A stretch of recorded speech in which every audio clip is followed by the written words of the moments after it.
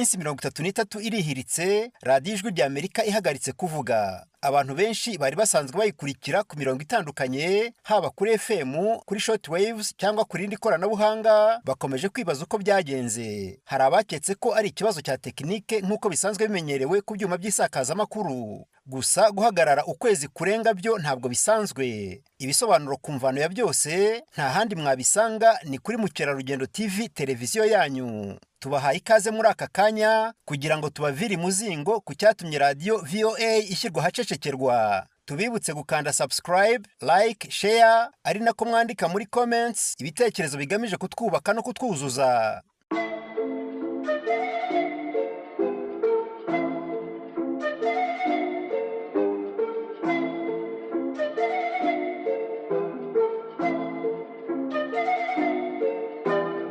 Ku itariki ya 14 y'ukwezi gushize kwa gatatu nibwo Perezida wa Leta Zunze Ubumwe za Amerika Donald Trump wari umaze ukwezi n'igice gusa arahiriye kongera kuyobora iki gihugu cy'igikomerezwa ku isi, yasohoye iteka rihagarika icyarimwe ibigo 7 bikomeye muri icyo gihugu. Ibyo bigo Perezida Trump afata nk'ibikora imirimo idafitiye igihugu akamaro ni ibi bikurikira. Icyambere cyahagaritswe ni urwego rw'ibikorwa by'abunzi, the Federal Mediation and Conciliation Service. Ikigo cya kabiri cyashyizweho ingufuri muri iyi nkundura ni ikigo cy'ubushakashatsi cyitwa the Woodrow Wilson International Center for Scholars in the Smithsonian Institution. Iri kubagaho ryo gufunga ibigo muri Amerika ryageze no ku kigo cy'igihugu gishinzwe inzu ndangamurage na serivisi z'amasomero. Icyo kigo cyitwa The Institute of Museum and Library Services. Si ibyo gusa kandi, kuko Donald Trump yafunze n'inama y'igihugu ishinzwe abatagira aho baba, the United States Intelligence Council on Homelessness. Iyi serwakira yo gufunga ibigo ntabwo yagarukiye aho. Ikigega gitera inkunga ibigo by'imari bigamije iterambere ry'abaturage, the Community Development Financial Institutions Fund, nacyo cyarahagaritswe. Ikigo cya gatandatu cyabigendeyemo ni urwego rushinzwe iterambere ry'abanyamuke, the Minority Business Development Agency. Ku birebana n'Ijwi ry'Amerika ari nayo zingiro ry'iki kiganiro turimo muri aka kanya, urwego rushinzwe kuyireberera ari rwo the United States Agency for Global Media, narwo ruri muri ibyo bigo 7 byategetswe guhagarika ibikorwa shishitabona muri iryo teka ryasinywe ku itariki ya 14 Werurwe uyu mwaka. Uko gufunga imiryango ku bigo 7, ubuyobozi bushya bwa Leta Zunze Ubumwe za Amerika buvuga ko ari muri gahunda idasubira inyuma yafashwe mu mujyi wo gukumira icyo bise ubusahuzi. Inkundura y'uko gufunga kenge ako ariko kose kanyuramo idolari iryo ari ryo ryose rifite aho rihuriye n'ibihugu by'amahanga yahereye ku kigo cyari gishinzwe iterambere mpuzamahanga USAID.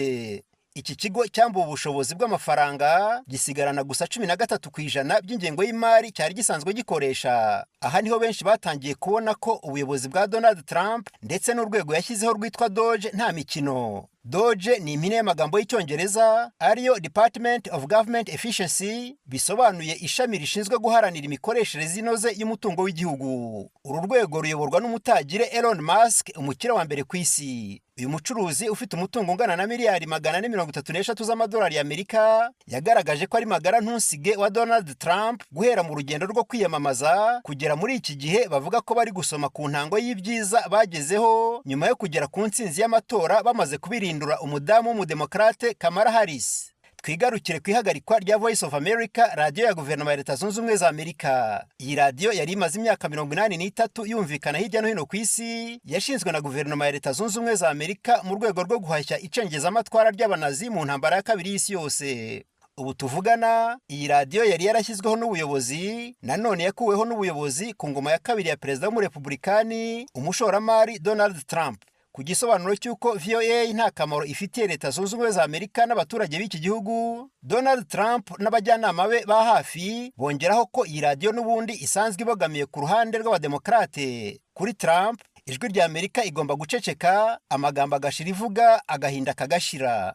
Ntabwo ari radiyo Ijwi ry'Amerika yonyine yafunzwe n'iteka rya Perezida Donald Trump ryo ku ya 14 y'ukwezi kwa gatatu. Andi maradiyo 2 avugira muri iki gihugu akaba nayo yaterwaga inkunga na US Agency for Global Media, nayo yahise abigenderamo. Ayo ni Radio Free Europe RFE na Radio Free Asia RFA. Abakozi b'ibyo bitangazamakuru bisanze nta kazi bafite, nubwo guverinoma ya Leta Zunze Ubumwe za Amerika yavuze ko icyabaye ari ukubashyira mu kiruhuko cyo kunoza imiyoborere, ari byo byiswe administrative leave, kandi ko abakozi basanzwe bafite kontaro y'akazi bazakomeza guhembwa. Iyo mvugo yumvikanyemo ubuhenda abana no kudatanga icyizere niyo yatumye bamwe mu bahagarariye radiyo Ijwi ry'Amerika bafatanyije n'urwego rw'abanyamakuru batagira umupaka Reporters sans frontières bafata umwanzuro wihuse wo kwiyambaza inkiko. Mu rubanza rwaciwe ku itariki ya 28 y'ukwezi kwa gatatu uyu mwaka, umucamanza Paul Otken yanzuye ko Donald Trump atsinzwe kandi ko iteka rye ryo guhagarika inkunga yagenerwaga Ijwi ry'Amerika nta shingiro rifite, akaba agomba kongera guha iyi radiyo ingengo y'imari nta yandi mananiza.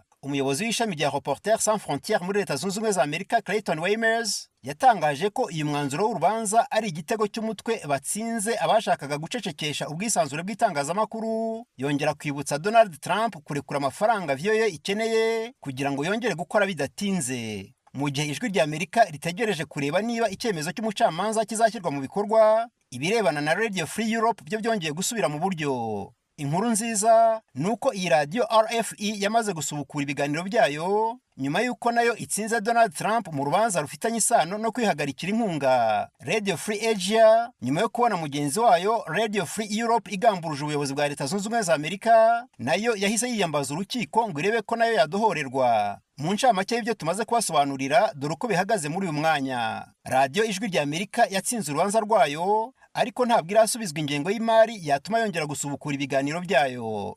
Radio Free Europe yatsinze urubanza ndetse ihita yongera guhabwa ingengo y'imari ku buryo n'aka kanya uramutse ushyizeho urushinge wayumva 5-5. Radio Free Asia yo yatanze ikirego ikaba igitegereje umwanzuro w'abacamanza. Hari abakunzi benshi b'Ijwi ry'Amerika bari baraguye mu rujijo bibaza amaherezo y'iyi radio yatangarizaga ibiganiro byayo i Washington DC mu ndimi 43 zitandukanye. By'umwihariko abakunzi ba porogaramu zo mu Kirundi n'Ikinyarwanda bakumbuye gahunda zinyuranye zirimo muri Isanga, Dusangira Ijambo, Iwanyu mu Ntara, Dususuruke, Amerikana, amakuru y'ubutabera, inkuru za politike, iz'ubukungu, umutekano, imikino n'ibindi. Kuba radio Ijwi ry'Amerika yakongera gusubukura ibiganiro byayo twabigereranya na ya mvugo ikunze gukoreshwa n'ikigo gishinzwe amazi, isuku n'isukura mu Rwanda, aho bavuga bati imiyoboro yari yarangiritse ariko twarangije kuyisana, uko igenda yuzura abafatabuguzi bacu baragenda bongera kubona amazi. Ese ni ryari imiyoboro ya United States Agency for Global Media izongera kuzura, radio Ijwi ry'Amerika ikongera kubona kuka ko kubagezaho ibiganiro? Ni ukubitega amaso. Tubashimiye umwanya wanyu kuri Mukerarugendo TV. Mugira amahoro, mwari kumwe na Jean Claude Munyandinda.